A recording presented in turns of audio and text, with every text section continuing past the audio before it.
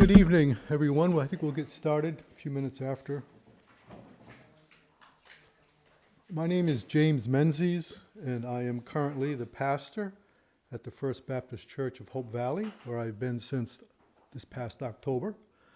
Prior to that, I tried to retire. That lasted a little over 2 years. And prior to that, I was pastor for 30 years at the Perryville Bible Church down in South Kingstown, down around the Wakefield, Narragansett area. I want to welcome you all here tonight to our evening together to give some thought to the life and writings of C.S. Lewis, and in particular to think about his perspective on pain, doubt, and grief. You should all have a handout. So what we're going to do tonight is rather quickly, I hope, work through this handout, primarily along the lines of the 4 points you see there on the very first page. So briefly, we'll touch on what Lewis's dilemma was concerning God and pain. And then we'll kind of quickly go through Lewis's life, particularly from what I call his chronology of grief. I've included a much more fuller chronology of Lewis's life in the handout. We're not going to look at that, but if you're interested in him and want to know more about his life and his accomplishments, our focus tonight is just going to be on the painful parts of his life, just so we can have a better appreciation of what he's writing about. And then thirdly, we're going to be looking specifically at his book, A Grief Observed. And it's a relatively short book, only 4 parts long, 4 chapters long. And so we're going to try to get a gist of each of those 4 chapters. This is certainly no substitute for reading the book, but if you've never read it, this should give you a pretty good introduction to it. And if you read it many, many years ago, hopefully this overview will remind you of some of the things he said. And then finally, we're going to spend our time getting down into the weeds of trying to make some sense out of the things that Lewis talks about. That is a good and sovereign God and the dilemma or problem of pain, suffering, and grief. This is an age-old problem. People, theologians, and I suppose godless people have struggled with this issue for seemingly forever. If God is good, and if he is sovereign, why do people suffer? And Lewis was a man of some formidable intellectual heft. And so we're going to be looking at him from both a personal perspective, as someone who suffered the loss of someone he loved, well, a lot of someones that he loved very deeply, as well as his sort of academic approach as to what he tried to do in hoping to figure out how to reconcile all of these principles. So the handout that you have is essentially what I have, though I do have a few added notes that I will refer to as we go along. So we should be able to stay on the same page relatively easy tonight. Feel free to make comments or questions anytime that you want. You know, nature hates a vacuum, so I'm just going to talk. And I'll talk till Tom says they're closing the library, and then we're going to go. So you're going to have to just jump in, give me a nod, raise your hand, cut me off, say, hey, you, and you can have the floor. And finally, I need to say this. We're going to be talking about rather sensitive and emotional topics: pain, suffering, and loss. And so if you recently lost a loved one, or you are currently undergoing some sort of a trial, this seminar will be very different for you than it will be for me, and maybe for other people in this room. So if we touch on things that hit close to home, just, if you need to cry, cry. If you want a moment, take a moment. If you're comfortable sharing and you want to share a little bit, feel free. I will tell you we are being streamed, so whatever you say will be going out into the world, so you might just want to know that as well. But this, you're among friends, and I, for one, am sympathetic to how difficult this subject is that we're talking about. So although this is going to be like a classroom setting and we're going to have kind of an academic spin on all of this. I realize that to someone who is hurting, this is not academic and this is not a classroom. This could almost be cathartic for them. So I just kind of want to put that on the table, and I just want everybody here to feel comfortable. I want to begin with a quote that's in your handout from C.S. Lewis's book, The Problem of Pain. We can rest contentedly in our sins and in our stupidities. And anyone who has watched gluttons shoveling down the most exquisite foods as if they did not know what they were eating will admit that we can ignore even pleasure. But pain insists upon being attended to. God whispers to us in our pleasures, speaks in our conscience, but shouts in our pains. It is his megaphone to rouse a deaf world. So as I say, our objective tonight is to spend time thinking about C.S. Lewis and what he said about pain, doubt, and grief. And because we're going to be focusing on those specific topics, we're not going to canvass all of his writings. He has done a lot. I'll put this right on the table. I think C.S. Lewis was a genius. I have devoted much of my adult life to reading about him and even writing a little about him. Due to his prolific output, he goes by many titles. Some people refer to him as a Christian apologetist, an essayist. Some people call him a theologian. I don't, because he doesn't want to be called a theologian. A literary critic, a medievalist, a novelist, and an academic. His intellectual output is impressive. Over 50 books, more than 200 articles and short pieces, at least 80 poems. Nobody knows the one C.S. Lewis because there is no one C.S. Lewis. He is a multifaceted person. Some of you here tonight have probably read something by C.S. Lewis. I hope you have. If not, this is your invitation to do so. But few people have read everything by C.S. Lewis, and it's daunting to do so. Most people that I come in contact with are familiar with his Narnia series. They read those as kids or read them to their kids. But those same people know nothing about the Screwtape Letters, Mere Christianity, or God in the Dock. And then the reverse is true. There are people that became believers early on in their adulthood, and one of the first books they read perhaps was Christianity Today, but they know nothing about Narnia or the Ransom trilogies or other of the more children-type books that Lewis wrote. You meant Mere Christianity? What did I say? Christianity Today. Oh, did I say that? Oh, yeah, it's a great magazine. Yeah, I was just reading that. That explains that. Yeah, Mere Christianity. Very good. Good catch. Yeah, jump in, especially if I make a mistake, jump in. I will need that. So he, as I say, to me, the man was a genius, and to this day, I still continue to be amazed at everything he did. His stepson, Doug Gresham, said this about his stepfather. C.S. Lewis was a man whose extraordinary scholarship and intellectual ability isolated him from much of mankind. There were very few people among his peers who could match him in debate or discussion.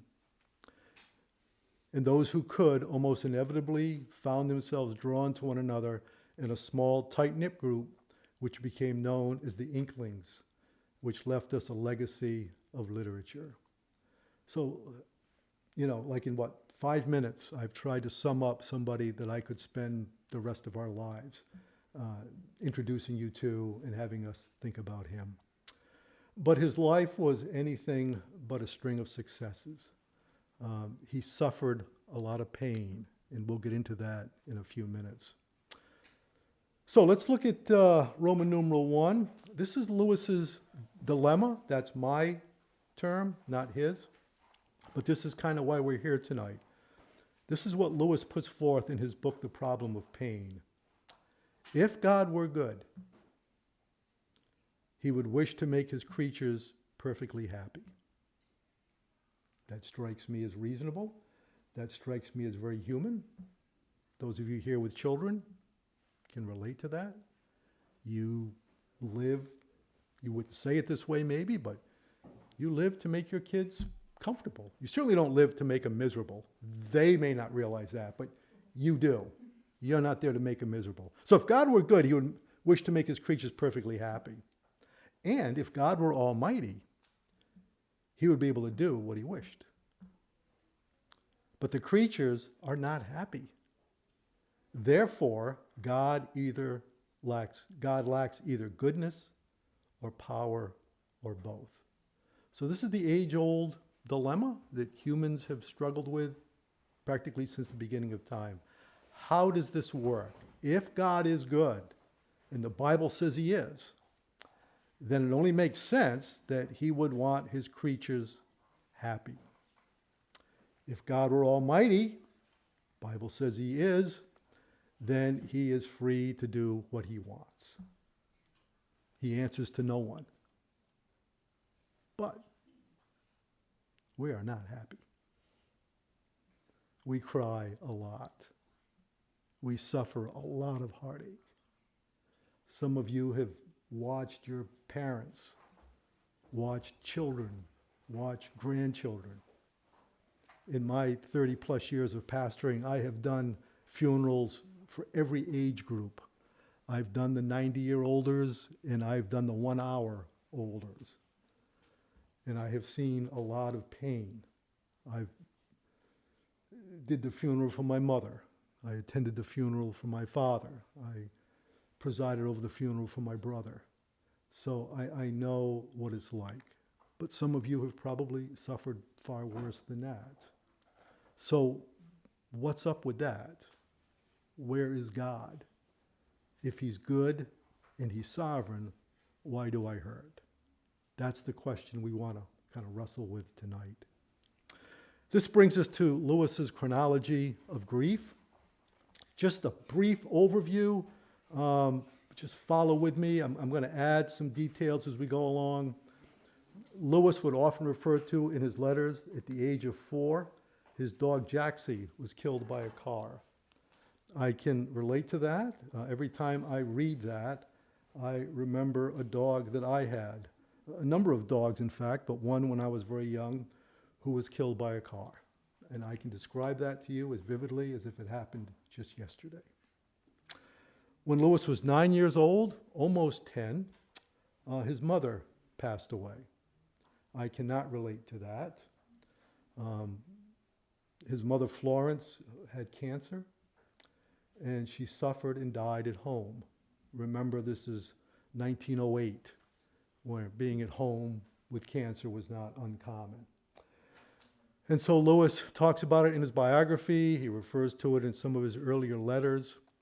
And I'm not going to get into all the sordid details, but he could hear his mother in agony. He could see his father crying. He saw aunts and uncles coming and going. He saw the doctors coming and going. He smelled the medications. And throughout the entire ordeal, Lewis said he prayed. He prayed like no 9-year-old ever prayed. And he prayed that God would heal his mother. And the reason he prayed that is because he was told, being raised in the Church of Ireland, the Anglican Church, that God answers prayer. What's a 9-year-old going to do? Everybody around him, all the adults, all the people that know, especially the religious authorities, tell him God answers prayer. He's going to pray, God, please heal my mother. And she died. So there goes God for a 9-year-old. What else can he think? Around this time, and shortly thereafter, Lewis is sent off to boarding school at 9 years old, which wasn't uncommon in this culture. But now he's alone and on his own. So he's sent to one school after another. We don't have time to get into all the details, but he had a lot of bad experiences at school. 1911, at the age of 13, he is sent back to England to go to a preparatory school. And it was during this time, around the age of 13 or 14, that Lewis pretty much decided he was going to be an atheist. he pretty well concluded all that religious stuff is just so much nonsense. And he had the proof. He had his mother's graveside to take you to and show you, I tried God, and it didn't work. And so for quite some time in his teenage years and early 20s, Lewis was pretty proud of being an atheist. He really had little to no use for God. At this time, he also started to get interested in mythology, European mythology, and the occult. A very dark time in Lewis's life, between 13 to his early 20s. You read his letters, he very transparent, shares what he was thinking, what he was doing. And it was dark. It's not the C.S. Lewis most of us are familiar with. In 1913, at the age of 15, he is enrolled at Malvern College. He leaves there after a while and is tutored by his father's old tutor, a man by the name of William T. Kirkpatrick. Kirkpatrick also was an atheist, and the closest thing to Kirkpatrick you and I can relate to is Mr. Spock from Star Wars. Kirkpatrick was a pure logical machine. Everything about him had to be logical. So you can see why he struggled with God. God didn't make sense. It didn't fit into logic.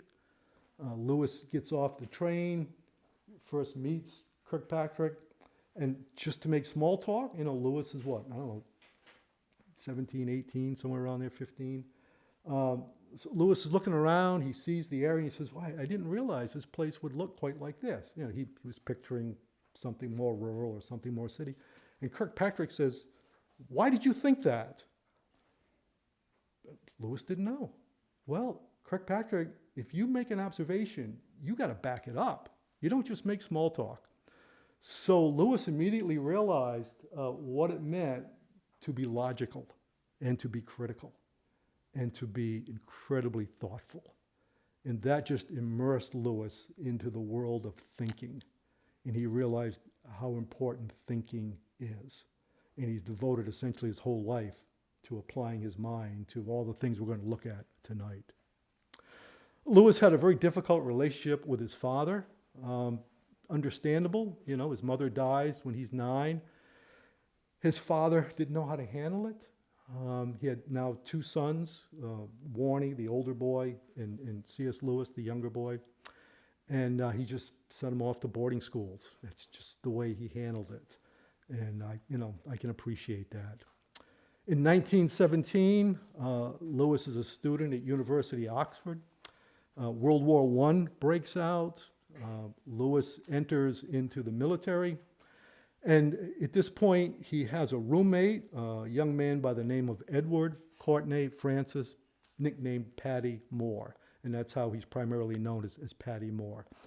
And Moore and Lewis become best of friends, very much the best of friends. In fact, they become such good friends in the military that they made a pact with each other. And this is what they agree to do. They both agree that if one dies, the one living will take care of the other one's family. So if Lewis dies, Paddy Moore survives, he will come back and take care of Lewis's father and brother. If Moore dies and Lewis lives, he'll come back and take care of Moore's mother and sister Maureen. 1918, Lewis is wounded, sent back to recuperate. He gets better, and he's sent back out again. He's discharged in 1919. Meanwhile, Paddy Moore is killed in battle and buried in France. And so what's that mean? That means Lewis now has a family to take care of. He has a mother and a sister that are now his responsibility. So at the age of 22, they all move in together. Lewis, Mrs. Moore, and Maureen. They rent a house. Lewis lives with them right up until Mrs. Moore dies. Our evening isn't to discuss this dilemma.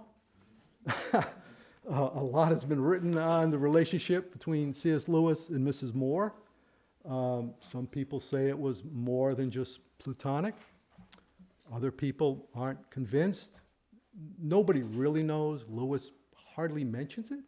He talks about her a lot in his letters, but never in any kind of romantic way. He just, I did this, we went here, we went to the beach, you know. And so there's this rather strange relationship. Lewis keeps it quiet, but everybody knows. People are kind of concerned about it.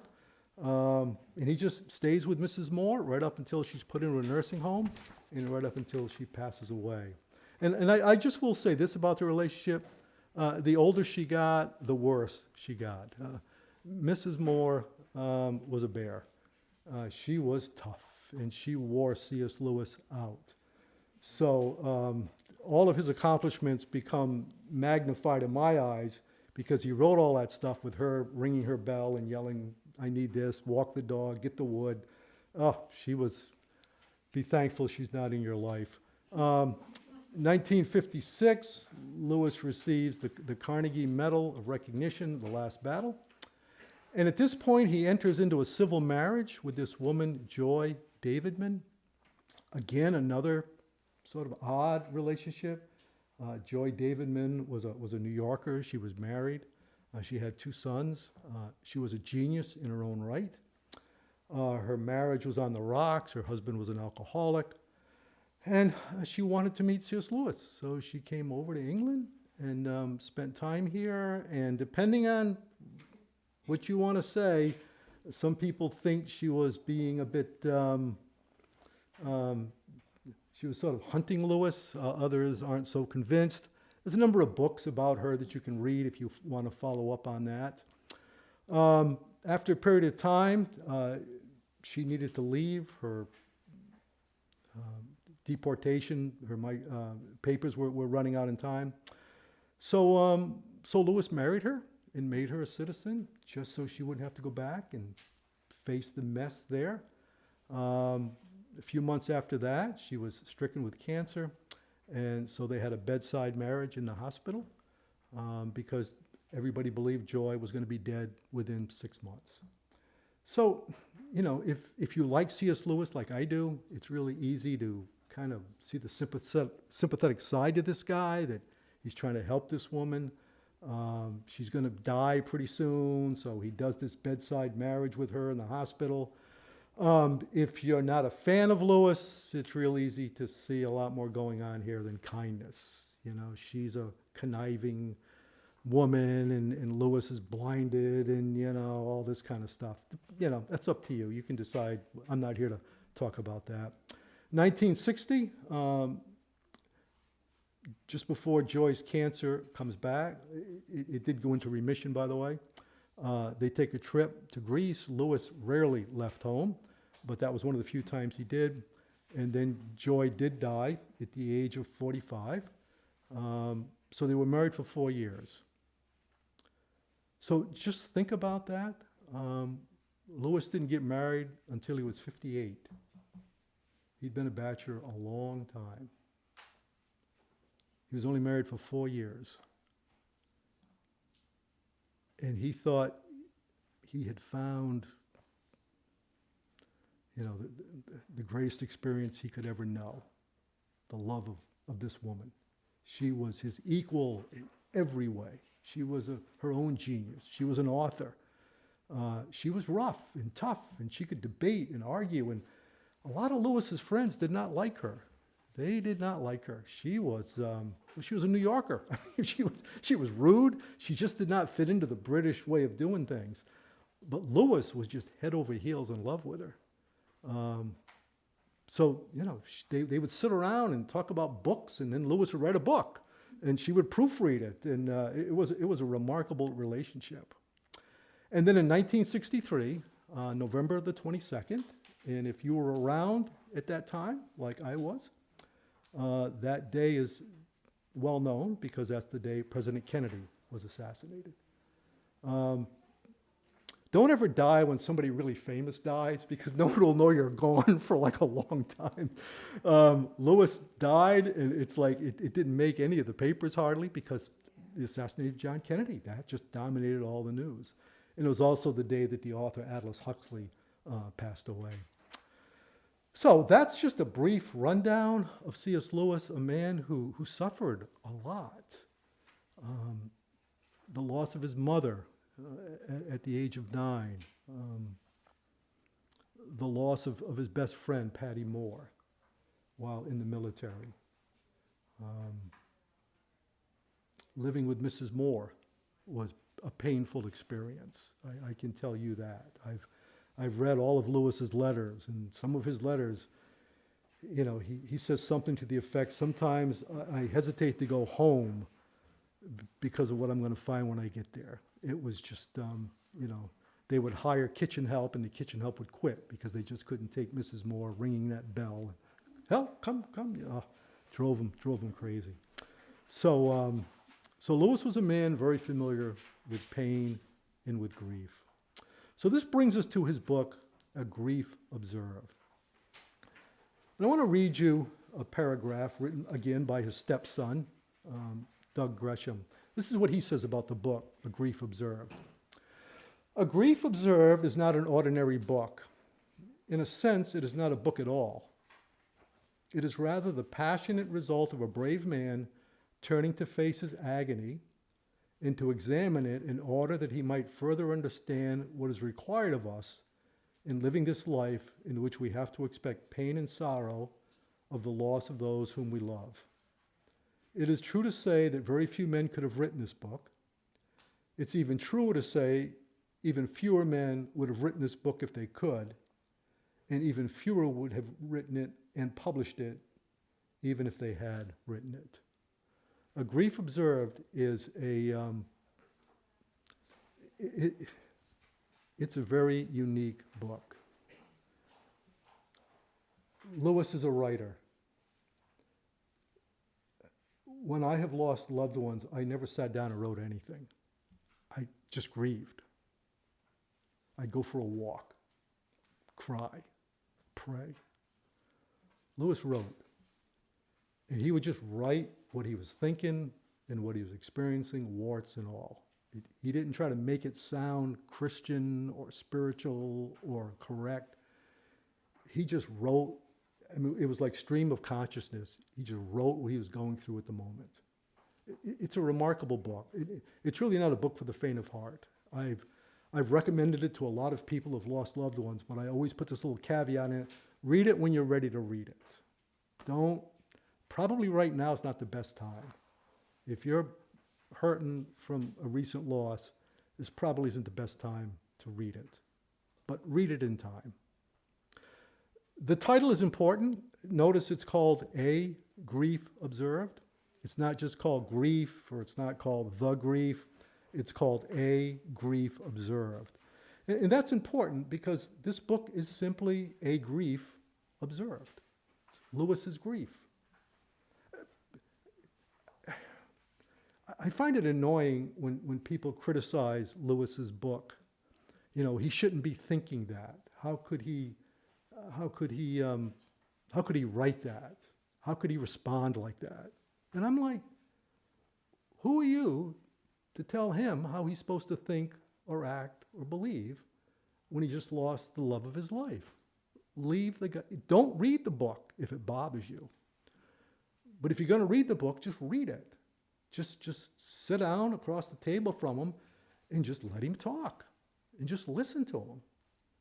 And who knows, the day may come when, I hope not, but the day may come when you're sitting there and you may have a whole different perspective on grief than sitting there criticizing the guy. You know, he's the one that lost a loved one, not you. So he's just telling us, this is what happened. This is what I'm thinking. This is what I believe. He wrote it, as I say, right after Joy died, and he wasn't going to publish it. It was just going to be a diary. But the British poet, T.S. Eliot, read it and said, you know, this is good. A lot of people could be helped by this. You should publish this. So we talked him into it, and Lewis published it, but he didn't want his name attached to it at first. So his first suggestion was to write that it was authored by a person by the name of Dimidius, which is a Latin word for cut in half, because he had been cut in half. And so he thought that would be an appropriate title.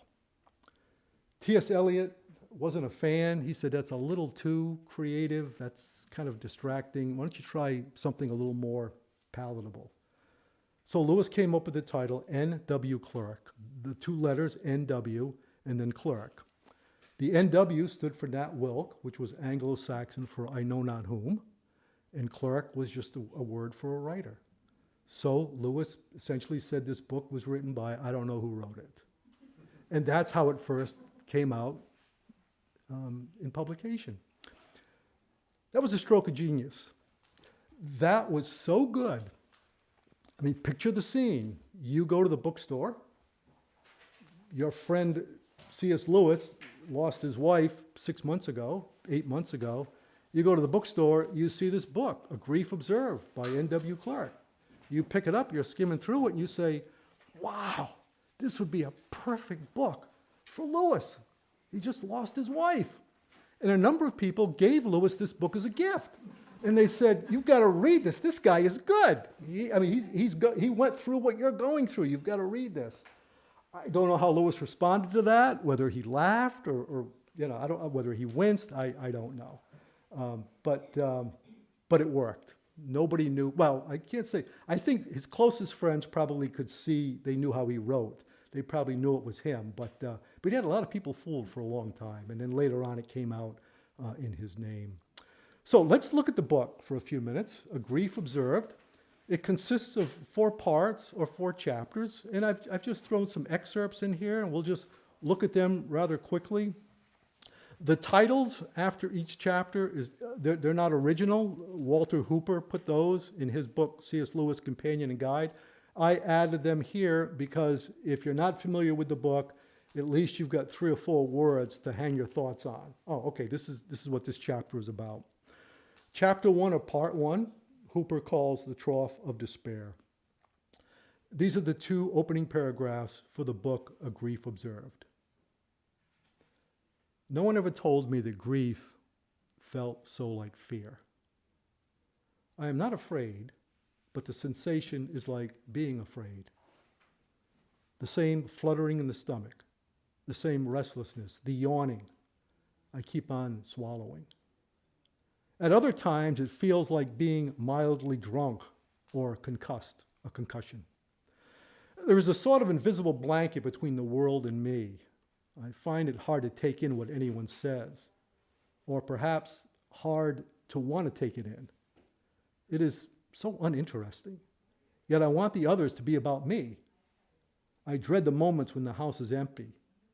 If only they would talk to one another and not to me.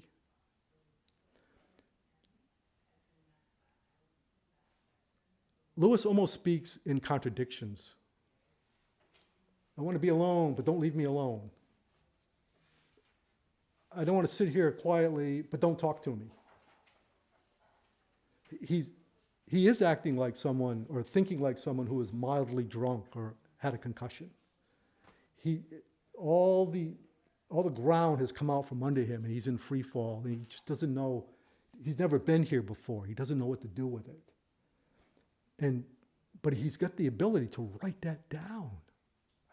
That's remarkable. He writes that down. Throughout this book, he refers to the letter H. And first-time readers are confused by that because his wife's name was Joy. But actually, Joy was her middle name.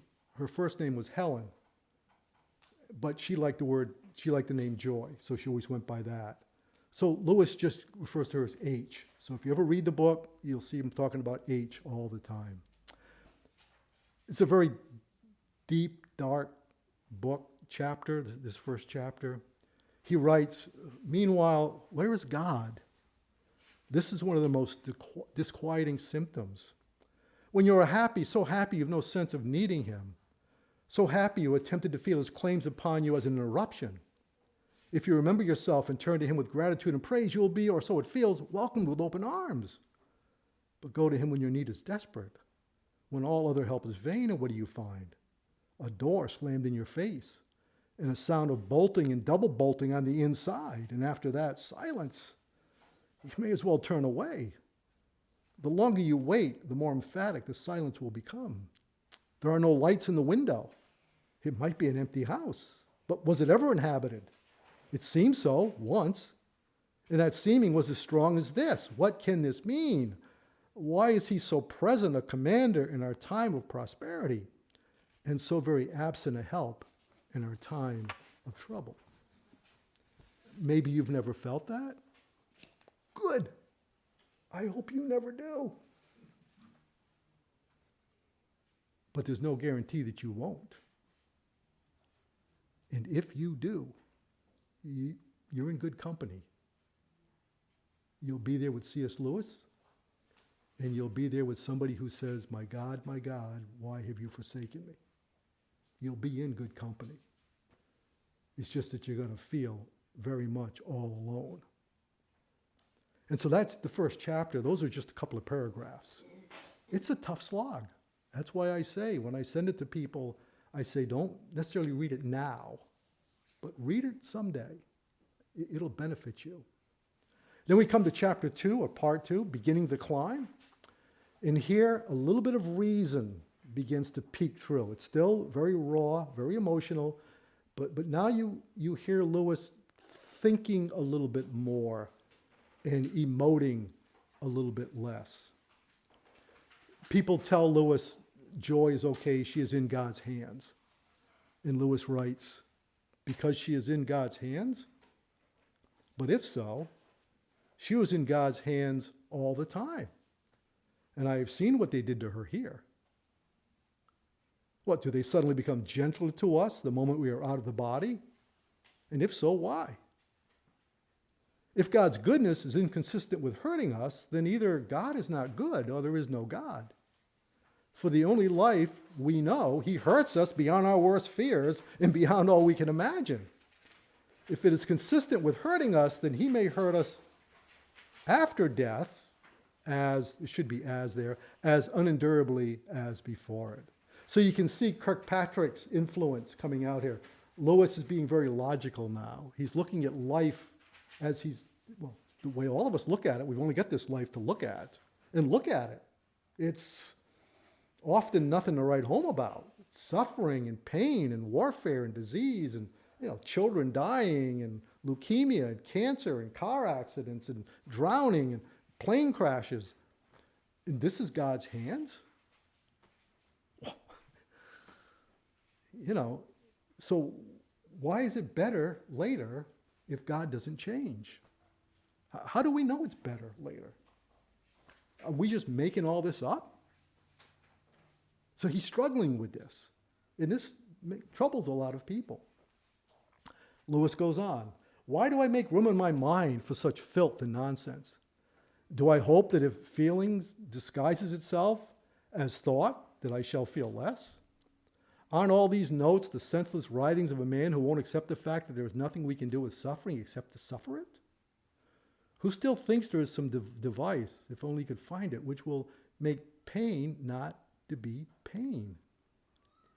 It doesn't really matter whether you grip the arms of the dentist's chair or let your hands lie in your lap. The drill drills on. And grief still feels like fear. Perhaps more strictly like suspense or like waiting, just hanging about, waiting for something to happen.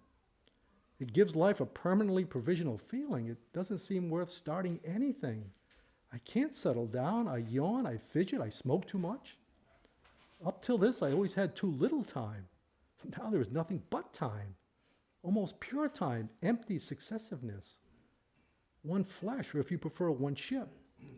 The starboard engine has gone. The port engine must chug along somehow till we make harbor, or rather till the journey ends. How can I assume a harbor? A lee shore, more likely, a black night, a deafening gale, breakers ahead, and any light shown from the land probably being waved by wreckers. Such was H's landfall. Such was my mother's. I say their landfalls, not their arrivals.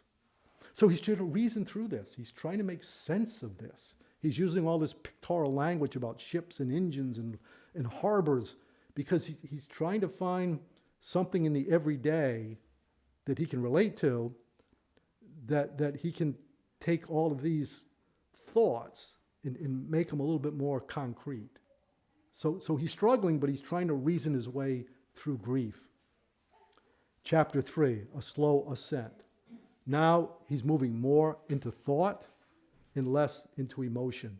So he's realizing that grieving is a process or a passage. And perhaps you know that feeling well. Maybe you've lost someone, and we talk about closure, which is fine. I don't have any problem with that word. But it's more a process than a closure. You're always going to probably bleed a little over the loss of someone you loved a lot. It's never going to be like, oh boy. You're never going to have that kind of closure. It's always going to be that soft spot. Still, Lewis writes, there is no denying that in some sense I feel better.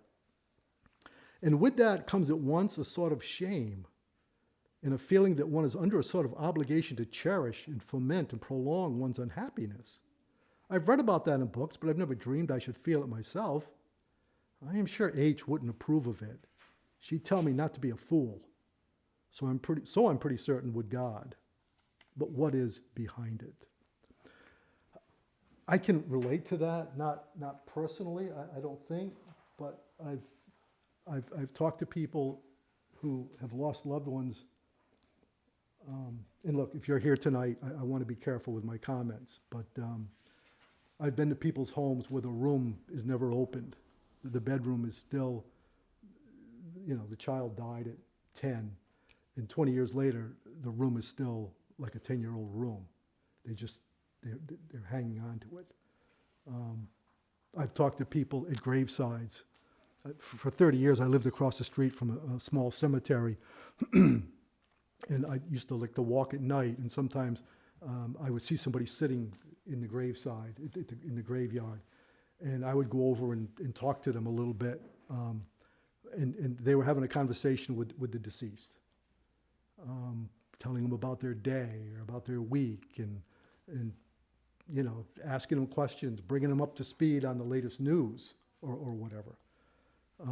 I've known people who've lost their spouse at a relatively young age, and they vowed never to marry again because they feel that would be betraying their spouse. That spouse is gone. They've been gone 10 years, but they felt they were still married, and so they couldn't marry again. And some of them, from my perspective, it would have done them good to moved on and find someone else. I never told them that, but they just couldn't do that. And so that's what Lewis is saying in that last chapter, that he's starting to feel like he's actually moving on, but I guess I'm supposed to feel bad about that. I'm supposed to feel ashamed about that. But you know what? If she was here, she'd say, "What's the matter with you, fool? Knock it off. Go find somebody else. Enjoy life. You're still living. I'm the one that's gone." So those are my own terms, but that's where Lewis is in that paragraph and in that chapter 3. And then finally we come to chapter 4, Into the Dawn. This is the shortest, I think, of the 4 chapters. Lewis begins to see this isn't a state, this is a process. It's useless to speculate about life after death. He comes out of his fog and just admits he's never going to understand everything. And he's happy. He's happy with that. But I mustn't, because I've come to misunderstand a little less completely what a pure intelligence might be. I mustn't lean over too far. There is also, whatever it means, the resurrection of the body. We cannot understand. The best is perhaps what we understand least. That's good. That's a great sentence. The best is perhaps what we understand least. I got to tell you, I've read the book of Revelation, as many of you have. I haven't got a clue what's going on in that book. It is like all over the place. Greater minds than mine are equally in a fog sometimes. But that's because I think the best is what we understand the least. And I don't venture any guesses as to what heaven is like. I just know it's beyond my ability to understand it. So why bother saying, oh, it's just like No, it's not. It's probably nothing like that. What did the Apostle Paul say when he went to the third heaven, 2 Corinthians? I saw things I can't even put into words. Okay, he was a better wordsmith than me, and he saw it. But what have I got going for me? Nothing. I haven't been there, and I can't think like the Apostle Paul. So yeah, I agree with Lewis. I think that the best is what we understand the least. And I think we should talk about heaven and read about heaven and study heaven and do our best to understand heaven. But just realize that heaven is an open-ended book, and just be happy that what we understand the least is probably what is going to be, well, no probably about it. It is what is the best. It is what is the best. So that brings us finally to Lewis's way forward. So let's go back. Same quote is here that was on the first page. If God were good, he would wish to make his creatures perfectly happy. If God were almighty, he would be able to do what he wishes. But the creatures are not happy, therefore God lacks either goodness or power or both. So Lewis would argue that if we stay with the definitions that we have for those words, good, almighty, and happy, we have got a problem that is unanswerable. There is no way out of it. If God is good, if God is almighty, we're not happy, there is no answer to it. But the answer, I think, lies in those three words maybe having a different definition for each one. Maybe good isn't the way we usually understand good. Maybe happy isn't the way we understand happy. Maybe those words need to be redefined. And so we have to add to Lewis's dilemma here another component, and that is revelation. That is the Bible.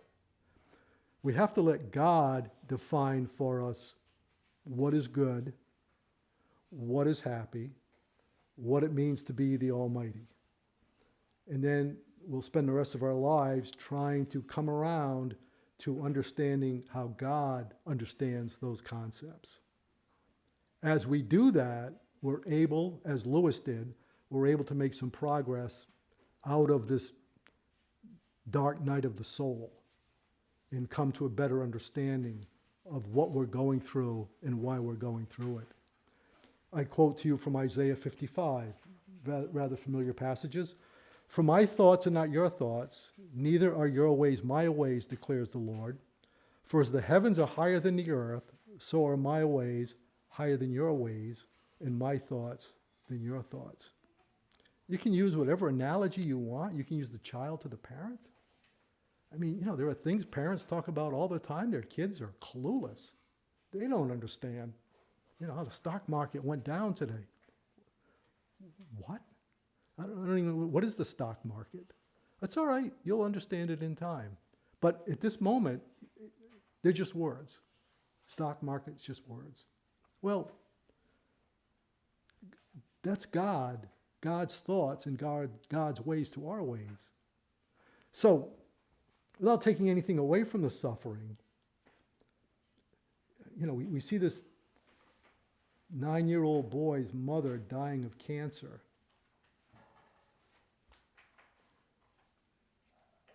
And he's trying to figure out what it means. And I would contend he probably can't. Because all the adults around him can't. Nobody can. Can't explain that. Oh, well, God's will. That's not going to work. That's no comfort. Well, God loves your mother. God's going to take her home to him. That's not going to work.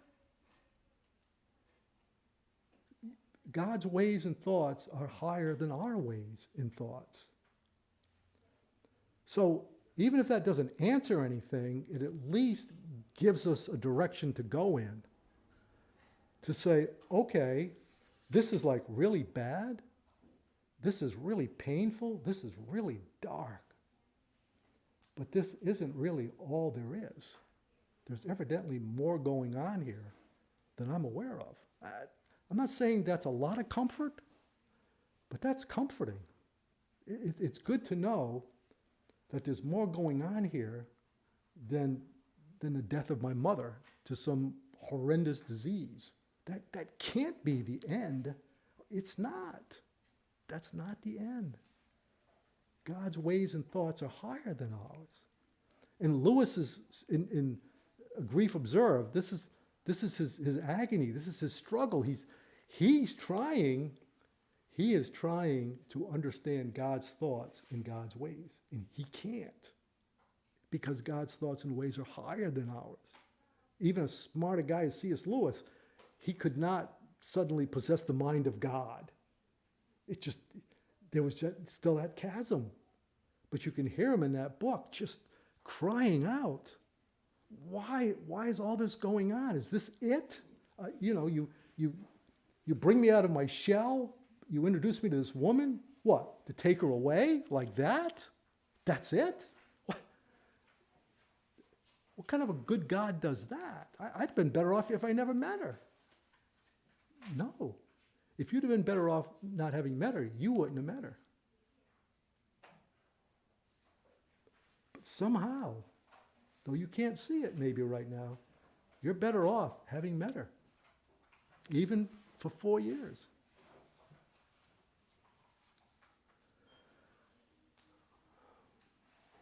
So first, one must add revelation. You've got to get all of your guidance about these things from the scriptures. Secondly, one must distinguish between kindness and love. Kindness is concerned with stopping the suffering. That's what kind people do. Nurses, hospice workers, doctors, hopefully they're all kind people. But love is different. Love is concerned with your development. Love is concerned for the greater good. So those of you who are parents, you love your kids. Grandparents are kind towards their kids. Okay, need I say more? You don't get it from mom and dad? Grandma's always kind. She'll give you whatever you want. Your parents won't, because your parents love you. And they're just going to say no. And so there's the love, the Bible talks about the love of maturity. Isaiah talks about, he is the potter, we are the clay. And he loves us. But as he loves us, he forms us. And there's also the love of discipline. Hebrews 12 talks about how Jesus took hostility against himself and how we're going to endure hostility. But that's okay. That's discipline. That's how we mature. And so C.S., it's hard to say this. It's hard to think this, that 9-year-old kid's mother dying of cancer, asking God to heal her, and he didn't. To think that for Lewis, that was evidence of God's love, that is not going to sell out there. That's just a hard sell. But it's not a hard sell if you read the Bible and you read about Jesus on the cross. It's not that hard to sell all of a sudden. I mean, if Christ went to the cross and the Father loved him, that turns everything upside down as to how we understand suffering and doubt and grief. It's a whole different worldview, and it's a tough one to come around to. This is all the process of maturing in our spiritual growth, is trying to handle suffering in a mature manner. Thirdly, we must trust God for the other person as well as for ourselves.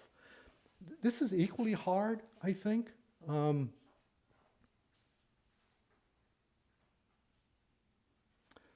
This has probably happened to all of us at some point. You're doing something with another person, and you have the wind knocked out of you. For some reason you ran into something, and you're laying on the ground, and just for a moment, you just want to be left alone. Well, what does everybody else want to do? They all want to help you. They all want to get you up. They all want to get you breathing. They all want to get you back to where you just were. But you don't want that. You just give me a minute. I'll be all right. Just leave me alone. And for a moment, just for a moment, we go, uh-oh. Maybe he knows better than I do what he needs. Doesn't look it. He's on the ground. He looks like he's in pain. I think he needs to get up and get going. But he knows him better than I do, and he's saying, just leave me alone. Just give me a minute. Let me get my wind. Well, we should try to help people, obviously. But we've got to realize that God has a say in all of this. And so there's this tension that on the one hand, I want to cure you of your cancer, and that's what the medical world's trying to do, and I hope someday they do it. But until we get to that place,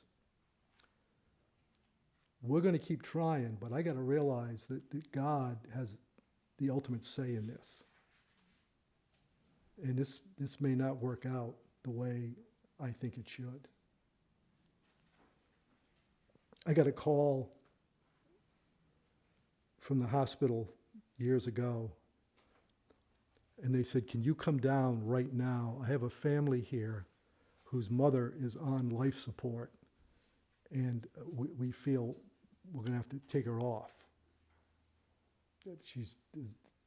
We're keeping her alive. But the family, some in the family don't want to let her go. Now, I don't know this family. Frankly, I don't want to go into this thing. This is not I got no dog in this hunt. I just want to know. But they want clergy, and we thought maybe you would be a good one to come. Okay, down I drive. I walk into this room with 8 people, all crying. So I sit there. I mean, no one knows me. I don't know anybody. What a weird couple of minutes that was. So I introduced myself, and I said, man, I hope they don't ask me what they should do, because I don't even know what's going on yet. And we're in the hospital room, and the mother of all these people is in the bed with a mask on, and she's like being kept alive by this breathing machine. So I said, what can I do? How can I help? Well, can you pray for our mother? Okay, I pray. Okay, we all have to leave the room. We're going to go down to a conference room and make our decisions. Okay, I'll stay with your mother. No, we want you to come with us. So down I go with the family. So we sit in this room, and they go around the room, and they take a vote. And it was like, let's say there's 8 people there. 7 of them said, I think we should let her go, pull the plug, whatever term you want to use. This one young girl, I'll never forget her, she thought we'd be murdering her if we did that. So she was just like wailing and crying. We can't do that. How can you all agree to do that? And I'm sitting there thinking, man, I hope they don't ask me. So I'm thinking, well, what am I going to say? They didn't ask me. So she came around to the other. But this is what I was going to say to her. I was going to say, what do you want? What do you want? And then I just let her answer me. I mean, I pretty much guess what she would either say, I don't know, if she's honest. She would say, I don't know what I want. I just know what I don't want. But if she was honest, she'd say, I don't know. Or she would say, I want my mother healthy and back to her old self. I want God to move the clock back about 5 years, because this woman had, or her lungs were shot from smoking her whole life or something. So, I mean, she had like almost no lungs left from what I gather. Well, okay, we got to back this whole thing up like 5 years earlier. So we got to make her young again? We're not going to go there. That's not going to work. So if she'd asked me, what should I do? I would say, well, what do you want? What do you want to see happen? And I think that would have tipped the scales, and she would have said, I don't know. And then I probably would have said, well, you know what? Everybody else in this room does know. and I think you should go along with them. That's what I would have said. But as it turned out, she said, all right, if you all think this is the thing to do, we'll do it. And I said, phew. And so I prayed with them, and I left, and I never saw this family again. But what an agonizing couple of months. But I say all that to say, we have to trust God for the other person as well as for ourselves. And there comes a point in all of our lives where we have to let somebody go. And that's hard, but we have to let them go. And then fourth, we must trust in God, not just in a desired end. So that's kind of number 3 reworded. We know what the desired end is, but we have to trust in God first. In God maybe has a different desired end than what we have. And then 2 passages in closing, John 11 and Revelation 21. John 11, the raising of Lazarus. Great story. I submit that for your consideration. Jesus hears that Lazarus is sick and dying. And John tells us that because of that, Jesus stayed where he was a couple of more days. You have to think about that. Why did he stay? I can guarantee you, I've been in the pastorate most of my life. If anybody ever called me and said, my mother is in the hospital, she's in ICU, they give her an hour, can you come? If I said to them, I can, I'll be there in a couple of days. I would be called unemployed at that point.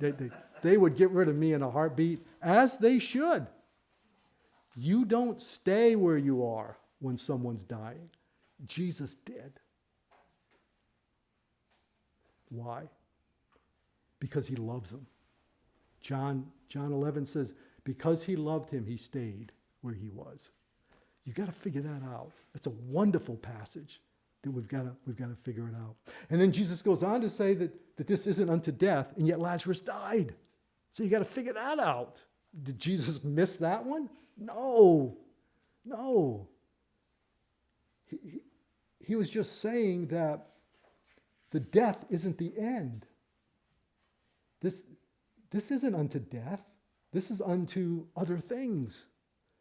And we can say that about the loss of all our believing friends and family, that this isn't unto death. Yes, they died. We went to the funeral. We buried them. But that's not the end of everything. That's just that their life on this earth has ended. So Jesus tells us that it's not unto death. Most importantly, maybe, is to just look at John 11, how Jesus deals with that family. He doesn't dismiss them. He doesn't discount. He simply enters into their grief. It says he went to the tomb, and the famous passage, Jesus wept. Those 2 little words. Jesus wept. I get no problem with the way our culture is changing. I'm just observing it. Our culture has changed just in the 30 plus years I've been in the pastorate. When I was in the pastorate, a couple of things you were guaranteed. One of them was doing funerals, and the other one is a certain protocol in funerals. They were relatively solemn, sober. People took death seriously. Fast forward 30 years, 60% of the funerals nowadays are cremations. Almost nobody does funerals anymore. Very few people. I used to do funerals all the time when I started in the ministry. You hardly get a funeral anymore because everybody cremates. They cremate them to put them on the mantle. You can plant them by a tree. You can turn them into jewelry. You can do all kinds of things with the ashes now. It's becoming very chic to bring your grandmother around with you in your ring or something, I guess. And the second thing is we've gone from funerals to celebrations of life, where we have to be happy. We have to enjoy their life.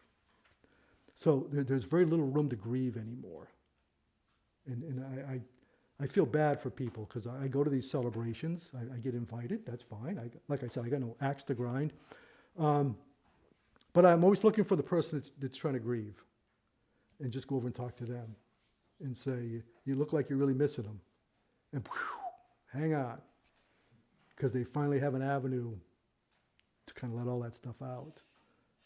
And I think that's the way God made us, to grieve. I don't think grief is a bad thing. I really don't. Call me crazy. I just think funerals are fine, grieving is fine. And, I don't know how many times I've said to family members, do you want to share something? Well, I'd like to, but if I do, I'll start crying. Beautiful. I'll make you first. You go up first. And you start crying and get it out, and then everybody else will feel like they belong here. Don't get up and tell stories and make everybody laugh unless it's appropriate. But listen, if you're missing her and you loved her, just get up and tell them. It's okay. I'll be there for you. I'll come up and bail you out if I need to. But I think you'll do fine.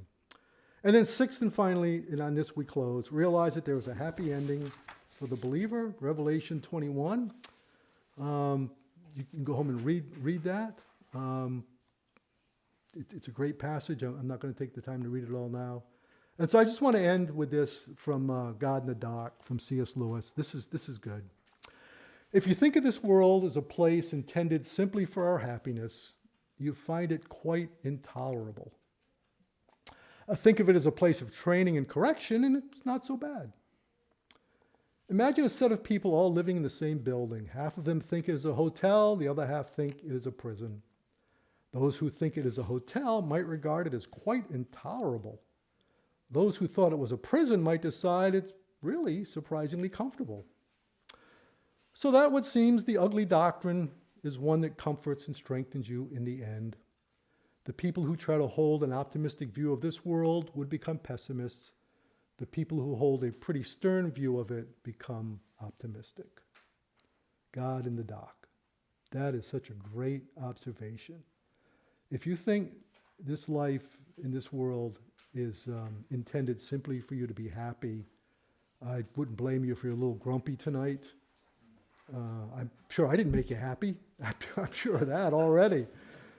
But if you think being here was part of God's will for you to think about some uncomfortable topics, then maybe this wasn't so bad an evening after all. Let's pray. Father, thank you for our time together. Thank you for the life and testimony of C.S. Lewis. Thank you for his writings, his hundreds and hundreds and hundreds of articles and books and poems and letters that continue on, so that in the author of Hebrews puts it, though dead, yet he speaks. And I pray that maybe something we said tonight has spoken to someone here. And if they've suffered these sort of trials, perhaps something here we said tonight has resonated and encouraged them. If they're fortunate enough to have been spared those pains, all the better. But it would be the rare person who can get through all of life without you testing them and trying them. In fact, your word tells us every person you love, you discipline. So it almost seems inevitable. Encourage us. Thank you. See us safely on our way. In Jesus' name, amen. Amen. It's about 10 after. I don't know what you want to do, Tom. Do you have any thoughts? Just, again, thank you, Jim. I should have really introduced him. I'm really grateful. Oh, I'm Jim? Yeah, okay. We've been friends for several years now, and I came to know of him. I read his book. He's written a book. He kind of did a very humble mention of it, but he's written a book called True Myth, and I forget what the subtitle is on it, Jim, but it's basically looking at C.S. Lewis and Joseph Campbell and their concepts of mythology. But Joseph Campbell is not a Christian, so it's kind of interesting to see kind of their varying viewpoints on that. But yeah, I wanted to give opportunity for you to ask questions to Jim. Just anything based off of his presentation or anything else besides. I'll do my best to dodge any question you ask. Yes. I don't know how much of a question it is per se, but so just I guess kind of relating to this a little bit and some of the things that you said.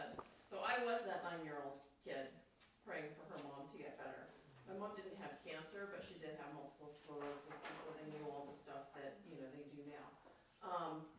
And my mom didn't get up and walk again, and my mom did pass away. So I was that 9-year-old kid. But I think that for me, my growth in my walk with God was that learning, and especially being a parent, the answer isn't always yes. And that's okay. And yeah, you know, I mean, you could say it didn't work out, but maybe it did. You know, on this side of heaven, Yeah. I don't know. Yeah. The other thing that I can really relate to is a month and a half ago, my dad passed away. June 3rd will be his memorial service. We did not have a funeral. Yeah. Yeah. So I'm sorry if that's sacrilegious, but No. he wanted to be cremated. Yeah. Yeah. And so he's with my mom, and I've really been struggling with what I want to say at his memorial, which will be June 3rd, because I do find myself stuck in that juxtaposition of, I miss my dad fiercely. Yeah. And it's still very raw. Yeah. And I miss my dad just fiercely. But as a Christian, Yeah. I am really joyful Yeah. that my dad knew Christ. Yeah. And it gives me even more Yeah. reason to want to Yeah. get to heaven, because I know he's going to be there. And so, you know, when we say that we've made it a celebration of life, I mean, I told my brother, I said, I keep staring at just a blank screen. Yeah. I'm the English major, so they made me write his obituary, Yeah. which I knocked out really well. Yeah. But, you know, I told him, I said, I'm struggling with what to say, because I'm sad, but I'm Yeah. happy, because there is joy there. Yeah. And I think for Christians, maybe joy that doesn't always exist if you don't have that background. Yeah. So I don't, I don't know how you balance that, or how C.S. Lewis would Yeah, balance that either, but, No, I mean, yeah. I think it is an interesting balance. Yeah. I mean, I got nothing. I mean, listen, I mean, no, you're sharing your experience. And, as I said about C.S. Lewis,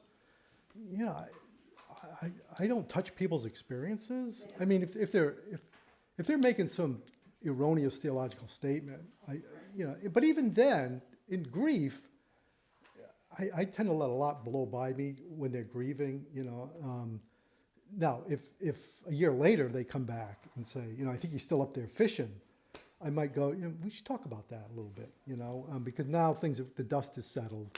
But during grief, I let a lot pass. I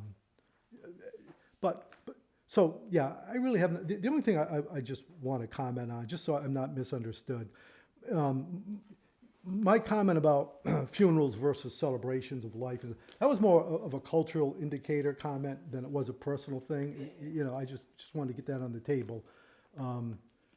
I was just saying that I've watched this, and this is as much a result of what I read and study than of what I experience. It just so happens I experience it as well because I'm a pastor. But I was just reading a statistic, 3 days ago in a secular magazine about the funeral business. We've got a funeral parlor in Wakefield, Avery Storty Funeral Home. 10 years ago, they put in their own crematorium. And I know the owners real well, but he and I work together a lot doing funerals. And so we got talking about that, and he's got all these statistics. Oh, this.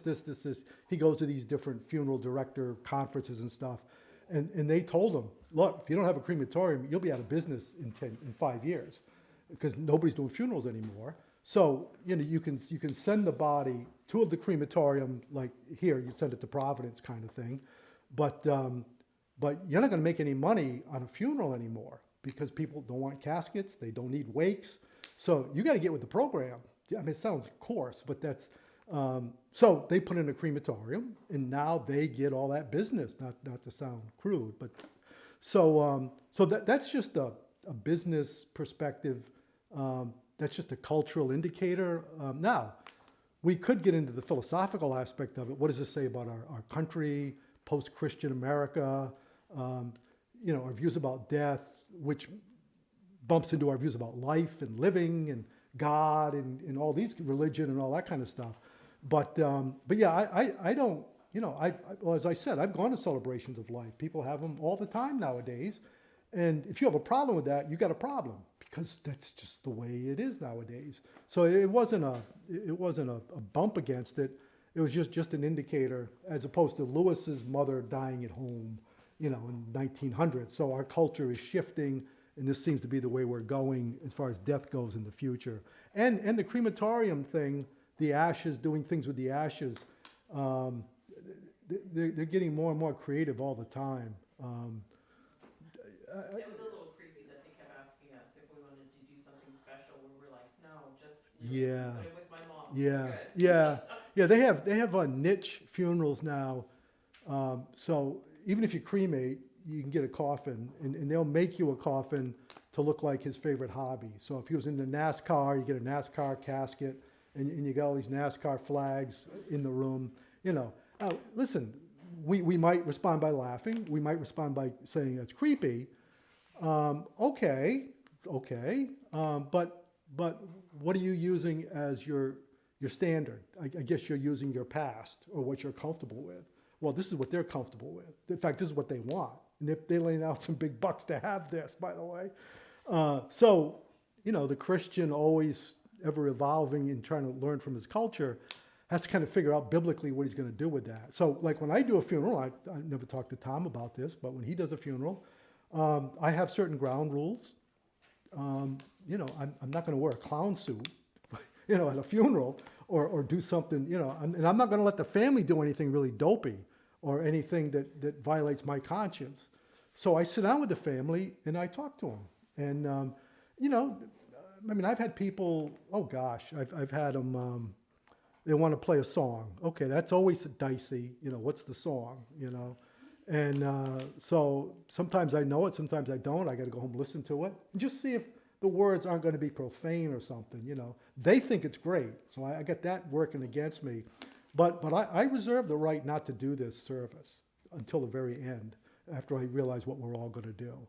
But I did one with a Native American Indian, I don't know what they called them, I forget now, but he and I were supposed to do this service together. And so, he did his thing, which had to do with smoke and the four winds and, but then I came up and did my thing, and it was good. As long as I can back clean up, I'm happy to play with anybody. But now, the last funeral I got called on, my wife answered the phone and gave it to me. And they said, we've got a family here. And they know I'm pretty broad-minded. I'll do kind of almost any funeral. So I said, well, they don't want anything religious. Okay, then I'm not your guy, because I'm not a master of ceremony. I'll fit into almost any mold, but there's got to be a mold for me to fit into. So you don't have to be religious. And I've done a lot of people that, we're not religious, but we heard you're a nice guy, so we thought we'd ask you to do it. And I tell them, look, I have a little message at the end. I always play that down, a little message at the end, All right, that's okay. I'll read a little Bible verse. Okay. Then I unload, But no, I don't. I don't do a whole lot. But I prep them. I let them know this isn't going to be. You're not calling all the shots here. You're asking me to come in, so I've got to do it the way I want to do it. But it's celebration of life. I'm usually not involved at all. The ones I've been to don't have a lot of clergy in them. It's more the family orients it and runs it, and they might ask a clergyman. But by and large, they just want to hear about John, and people come up and share their testimonies. And worst one I've ever been to, I went to a graveside service. Oh, what a train wreck that was. Went to a grave. They didn't want any clergy. They didn't want any religious. And I knew the family, but they didn't want me. They didn't want any religious people. So I went to the graveside. We get to the funeral, the graveside, the cemetery, and the widow is standing there with two little kids. They're blubbering. They're a wreck over here. Some guy comes up with a guitar, And I'm thinking, boy, this doesn't look good. Nobody here looks like they know what they're doing, you know, because I do this for a living. I kind of can body read this real quickly. So this guy gets up here and he starts singing Somewhere Over the Rainbow. Okay, I got no axe to grind. Somewhere over the rainbow, bluebirds fly. Okay, so he sings that, and he stops, and I think it suddenly dawned on him and everybody else, no one knew what to do next. Everybody thought this thing was just going to run on its own. So he gets finished singing, and he's standing there, he's looking around like, well, now what do I do? Well, she's crying. I can't do anything. You know, they cut me from the team. So I'm just standing there, and they said, well, you know, he was a nice guy, and you know, glad you all came out. And I'm thinking, this is an abomination. This is no way to honor somebody you love. I mean, I didn't even know the guy, and I felt bad for the family. I mean, I knew him a little bit, but I knew his parents more than I knew him. But those kinds of things, and I've been to a few of those services where they think they know what they're doing. They don't know what they're doing. You get when somebody dies, you get one shot, because they're only going to die once. So you get one shot in honoring his memory or glorifying God, however you want to word it. You get one shot at this. And so since you've never done it before, and you'll never get to do it again, you're not going to learn this on the job training. This isn't going to work. And so if you go into these things thinking, well, we'll think of something when we get there, I can tell you what you're going to think of when you get there. Nothing. That's what you're going to think of, because you're going to be a wreck. So it wouldn't hurt to ask somebody to come in who knows a little bit about what they're doing. At least get the funeral home director. Ask him if he'll conduct a service or something. But don't just think, well, we'll make it up as we go along. I've seen that happen. It's a horror show.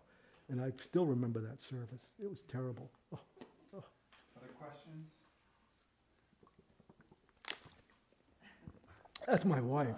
Oh, she raises her hand. My funeral could be in sight. No, this is just an observation when we were going through the four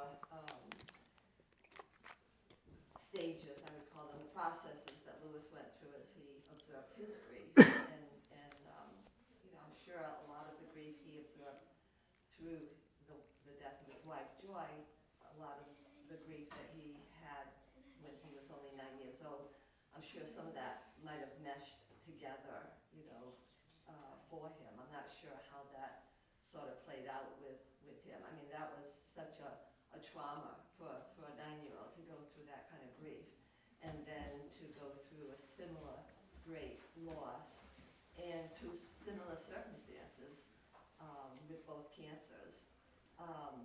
So my observation is, it's somewhere in here it came to me that some of what he was saying is wounds don't necessarily heal completely. Even though we have to process it, even though we have to go through our own experiences and come through the grief, there are times when down the road, years later, that overwhelming sense of loss will come back. And you want it to sort of be over, but you find that there are times, even though you're not thinking about it, even though you're not, you know, you thought you've been able to just sort of work through it, and now that part is over and I can get on with life, but there are times when it just comes back, not so much regurgitating it, but just that you're in a place and something reminds you, and that sorrow just is just as overwhelming then as it was. Well, but not all grief is because you lost a loved one. There are people that carry with them the grief of childhood abuse. Yeah. People who carry with them betrayal. Yep. Somebody that they love deeply. Mm-hmm. There are griefs that, so you're not going to get complete closure, as you were talking about, but how do you process that when these emotions reemerge? Mm. And And what do you work through, how do you work through that, both biblically and through your own, well-being? Well, let me go back to the voice of experience. Since you shared your own situation, and I realize you can't be objective. You can't stand outside and look at yourself and say, oh, look at me now, here, here, and here. But from a subjective side, how would you answer that as somebody who's been through that? Do you think that the loss at that age, what did that do? How does that affect your current thinking at all that you're aware of? I think for me, yeah, it's probably kind of hard. Like my mom was sick pretty much most of my childhood up until she passed away. So like I just grew up thinking everybody, pulled their mom around on the floor and on a blanket and weird stuff like that. And that was just how it was. It was just normal. And I guess I always kind of, in my mind, I always thought it was strange when my mom passed away. I expected my dad to remarry, and he never did. But it did create a very close bond. Like losing my mom created a very close bond between me and my dad. So, I don't know. Being young, I think I just kind of learned to roll with it. And, Okay. Yeah. certainly there have been times when, like you said, when that grief comes back, like I really missed my mom when I got married. It really hit me that, my mom wasn't going to be there when I had my children. It kind of hit me. My mom's not going to be there. And, so those were kind of yeah, it does kind of come back, but I don't know. I think I just Yeah. learned to roll with it. And Do you know why your dad didn't remarry? Did he? You don't know? I'm just curious. Yeah, okay. he just didn't. Yeah, no. I don't know. Yeah, okay. But, he also, I will say that my dad definitely lived his life, that this world was not his home. Okay, fair enough. Yeah, yeah, Yeah. yeah. I mean, And I do expect those waves of grief to continue to hit me with him. yeah, okay, yeah, I'm still working through that one. okay, yeah. And I think that was kind of part of Jay's question. See, my parents lived till I was married on my own and an adult. So, I can tell you right where I was when each one of them passed away. And they were both sad. And oddly enough, I was out of state both times. There were two different moments, but I just happened to be out of state both times. I had to come back home. But it's different, I think, as a child. I was able to compartmentalize it a lot easier as an adult, and I had a lot of other things on my mind that children shouldn't have on their mind. Getting back to the question, I think it's a process,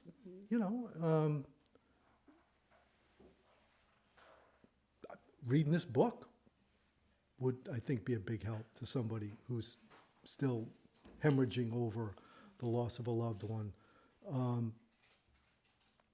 And I guess, it's hard for me because I'm not experiencing yet. But I think if they came to me, I'd want to, this is going to sound really weird, but I'd want to make them feel comfortable in their ongoing grieving process until we were able to get to a point where it wasn't as bad anymore, I think. I think about that person that sits at the graveside and talks to their deceased. I guess if they wanted to talk to me about it, I'd probably start out by sitting on the ground with them and listening to what they were telling their deceased. And then after a few opportunities of doing that, I would try to lift the conversation up a little bit. What do you think they hear you? Engage them in conversation and try to kind of bring them out of that, because that to me seems like such a downward spiral, talking to the deceased. It seems very natural at first. We all maybe kind of do that. But if this has been going on for months, this is getting to be concerning to me. So I would try to bring them out of that by first going down into it with them. And of course the scriptures, we would talk about what the scriptures say about death and life after death and all of those kinds of heaven and hell or whatever. So yeah, that's probably what I would do with that. But those tough questions, yeah. Any other thoughts at all? Here's a question. Yeah. Please. So at what point in life did C.S. Lewis pretty much recognize that there was a God? I may have missed it, Yeah. but you talk about his Yeah, dark, I didn't. dark period up into his 30s. Was it meeting the love of his life where he felt God Yeah. blessed him? And No, what brought him there? yeah, it was before that. Do you have the timeline in the back? Did that get added Yeah, on? it's 1929 on page 9. Okay, page 9, 1929. I'm trying to. Oops. I got so many handouts here. Tom, can you read whatever is there? It's page. I'm sorry, page 9. Yeah, It's 1929. that's when it says that he became a theist. Okay, yeah. 1929, at the age of 31, that's his age in the parentheses there, at age 31. Lewis became a theist. In the Trinity term of 1929, I gave in and admitted that God was God and knelt and prayed. And then Albert Lewis died on the 24th. And then 2 years later, the next paragraph, 1931, at the age of 33, Lewis became a Christian. One evening in September, Lewis had a long talk on Christianity with Tolkien and Dyson. And discussion brought about the following day's event that Lewis writes about in his book, Surprised by Joy. When we, that is his brother Warnie and C.S. Lewis, set out by motorcycle to the zoo, I did not believe that Jesus Christ was the Son of God, and when we reached the zoo, I did. So a couple of things about that. First, Lewis went from an atheist to an agnostic, from an agnostic to a theist. He believed there was a God, and then from a theist to Christian. But his actual moment of conversion, yeah, they got in a, Warnie had a motorcycle with a sidecar. Lewis would ride in the sidecar, and they left. And by the time he got to the zoo, he said, "Son of a gun, Jesus Christ is my Savior." So yeah, so he was at the age of 30, 33 there, yeah. And I think that's the journey of a lot of people, is to go from theist to Christian. And it's hard when you witness to people because they think they're Christians. When you talk to them, "Oh, how did you come to know Christ?" I grew up in church and I got baptized when I was 10 years old, and I guess I've always believed in God. And it's like, there's something missing here. I mean, like a big part of something is missing here. And so when did you come to faith in Christ? Well, I just told you. I always believed in God.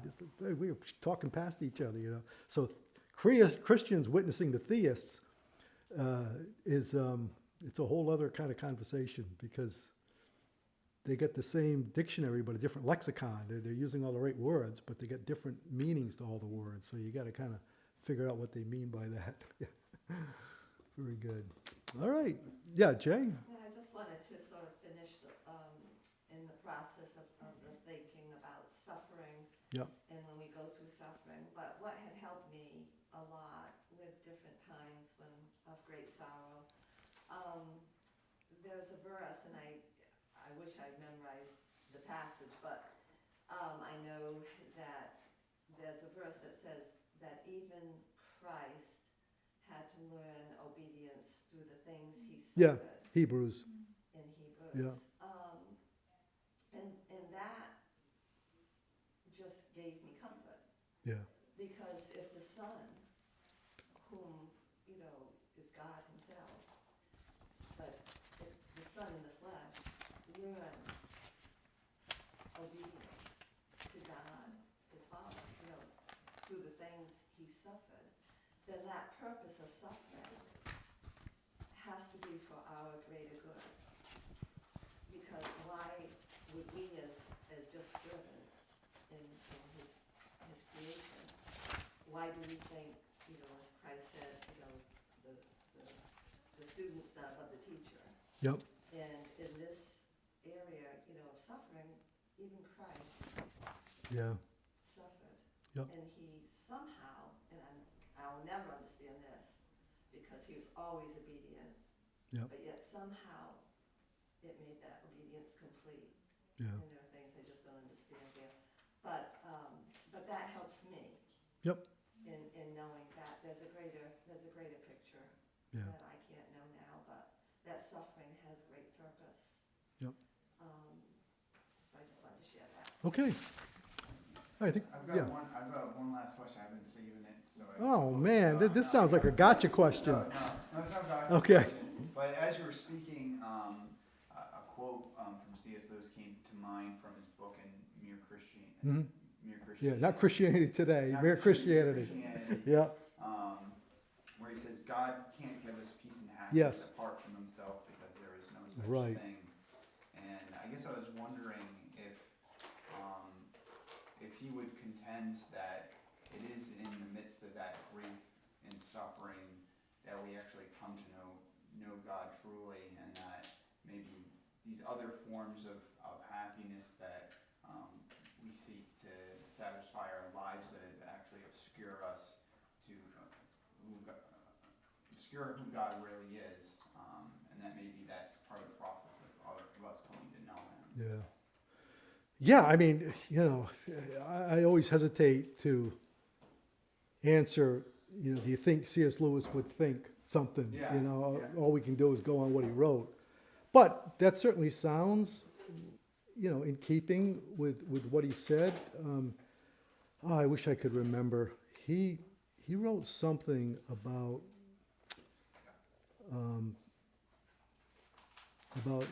like the most mature believer is the one who is out in the middle of nowhere all by himself, having to figure out what to do just based on faith. That's the most mature believer. He doesn't have to hold anybody's hand. He doesn't need anybody to guide him. He knows. He's so mature and so seasoned that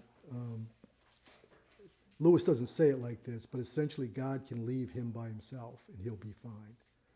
He's that mature a believer.